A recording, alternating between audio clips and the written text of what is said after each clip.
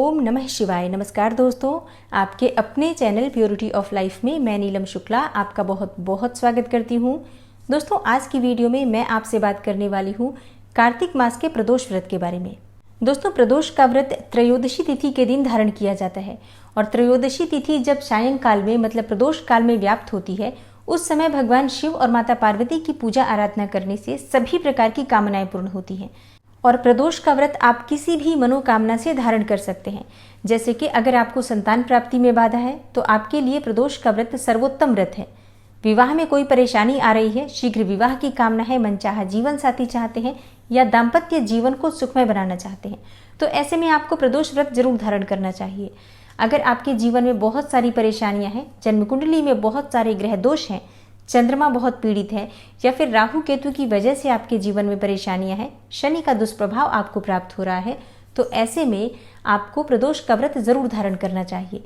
और जो लोग किसी भी कारण से प्रदोष का व्रत नहीं कर पाते हैं, उन्हें प्रदोष काल में भगवान शिव और शक्ति की आराधना जरूर करनी चाहिए। तो अगर आप बिना व्रत किए भी शाम को प्रदोष काल में भगवान शिव की पूजा करते हैं तो निश्चित ही भगवान शिव और शक्ति की कृपा से आपके जीवन की बाधाएं भी दूर होती हैं और आपके मन की चाहे कोई भी कामना हो, भगवान शिव की कृपा से वो पूर्ण होती है।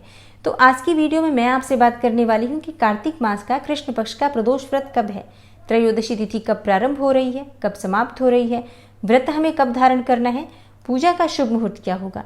क्योंकि इस व्रत में प्रदोष काल की पूजा विशेष रूप से महत्वपूर्ण होती है, इसलिए प्रदोष काल की पूजा का शुभ मुहूर्त क्या है इसके बारे में जानेंगे। पारण का शुभ मुहूर्त क्या होगा, व्रत के नियम क्या होते हैं, पूजा विधि क्या होती है और आज के दिन हमें कौन से उपाय करने चाहिए जिससे कि भगवान शिव और शक्ति की कृपा से हमारे जीवन की सभी बाधाएं दूर हो और जिस भी मनोकामना से हम प्रदोष का व्रत धारण कर रहे हैं हमारी वो मनोकामना पूर्ण हो। इसके लिए आज विशेष क्या करना चाहिए, ये संपूर्ण जानकारी आपको आज की वीडियो में मैं शेयर करने वाली हूँ। तो वीडियो को पूरा ज़रूर देखिए और अगर आपको आज की वीडियो अच्छी लगे तो इसे लाइक भी ज़रूर कीजिए, शेयर भी ज़रूर कीजिए फैमिली फ्रेंड्स के साथ। और अगर आप चैनल पर पहली बार आए हैं और अभी तक आपने चैनल को सब्सक्राइब नहीं किया है तो आज की वीडियो अगर आपको अच्छी लगे तो चैनल को सब्सक्राइब जरूर कर लीजिए और बेल बटन को भी प्रेस कर लीजिए। तो इससे ये होगा कि इस चैनल पर जो नई वीडियो अपलोड होंगी उनकी नोटिफिकेशन आपको सही समय पर प्राप्त होगी। तो बात करते हैं सबसे पहले कि त्रयोदशी तिथि कब प्रारंभ हो रही है और कब समाप्त हो रही है और हमें व्रत कब धारण करना है। तो देखिए, कार्तिक मास के कृष्ण पक्ष की त्रयोदशी तिथि प्रारंभ हो रही है 22 अक्टूबर की शाम को मतलब शनिवार की शाम को 6:02 पर और समाप्त होगी रविवार मतलब 23 अक्टूबर की शाम को 6:03 पर। तो व्रत हमें कब धारण करना है, देखिए प्रदोष का व्रत जो किया जाता है उसमें शाम के समय संध्या काल में प्रदोष काल में त्रयोदशी तिथि व्याप्त होनी चाहिए। उसी समय को प्रदोष काल कहा जाता है और उस समय भगवान शिव की पूजा से समस्त प्रकार की कामनाएं पूर्ण होती हैं। तो ऐसी तिथि हमें प्राप्त हो रही है 22 अक्टूबर को मतलब शनिवार के दिन। तो हम शनिवार को त्रयोदशी तिथि का यानी कि प्रदोष का व्रत धारण करेंगे। और जब प्रदोष व्रत शनिवार के दिन आता है तो इसे शनि प्रदोष कहा जाता है और शनि प्रदोष का व्रत करने से शनि से संबंधित सभी परेशानियां दूर होती हैं। इसके अलावा अगर आपके संतान प्राप्ति में बहुत अधिक परेशानियां हैं तो आपको शनि प्रदोष का व्रत जरूर करना चाहिए और अगर आप व्रत नहीं कर पाते हैं तो पूजा जरूर कीजिए शाम को। आज के दिन पति पत्नी मिलकर अगर शिव और पार्वती की आराधना करते हैं तो निश्चित ही आपको उत्तम और योग्य संतान की प्राप्ति होती है, स्वस्थ और दीर्घायु संतान की प्राप्ति होती है। शास्त्रों के अनुसार शनि प्रदोष का व्रत करने से समस्त प्रकार के दुख, दरिद्रता, गरीबी, रोग दोष से मुक्ति मिलती है।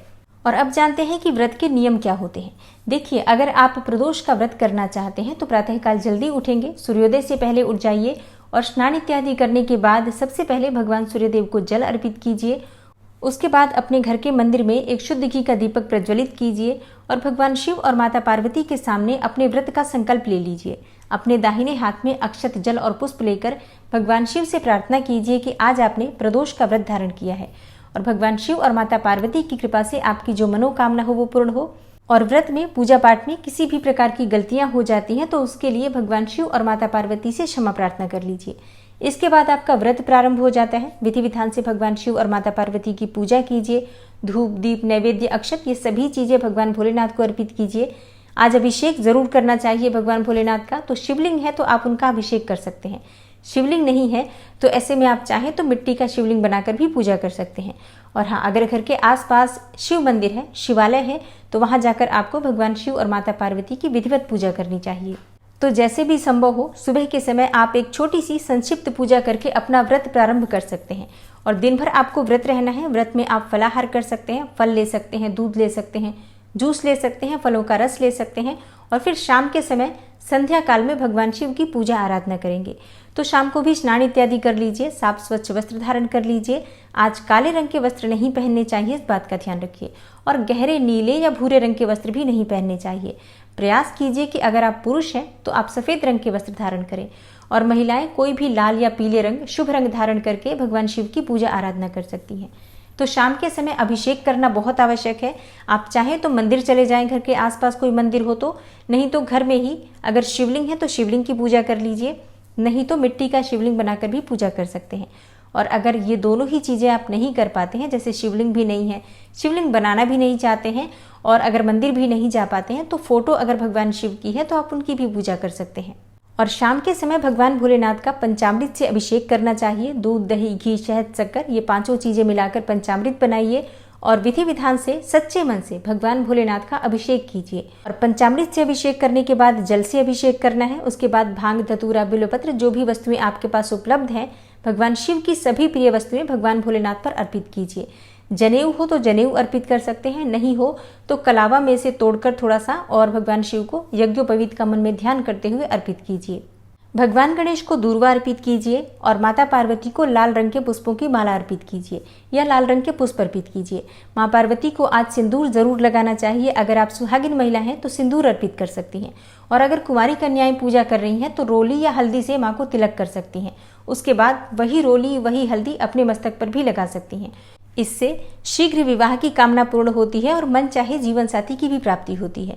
और पूजा पूर्ण करने के बाद भगवान शिव की आरती कीजिए। कपूर से आरती कर सकते हैं। कथा जरूर सुननी चाहिए। आप चाहें तो सुबह सुन सकते हैं कथा या फिर शाम के समय भी आप कथा सुन सकते हैं, जैसे भी आपके पास समय उपलब्ध हो।